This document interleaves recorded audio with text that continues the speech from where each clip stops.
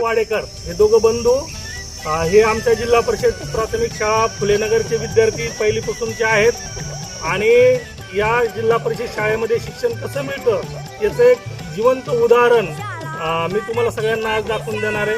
प्रत्येकजण म्हणतो की आम्हाला नोकरी नाही, आम्ही शिकलो बेरोजगार झालो, आम्हाला नोकरी मिळत नाही. परंतु या दोन भावांनी एक आपल्या ठिकाणी जो व्यवसाय उपलब्ध होतो असा व्यवसाय म्हणजे एक आईस्क्रीमचा गाडा त्यांनी सुरू केला आणि स्वतः उद्योजक झाले. हे एक आमच्या फुलेनगरचं आणि जांभवाडी गावचं एक चांगलं उदाहरण आहे की रोजगार आपल्याला कुठूनही मिळतो, फक्त आपले श्रम.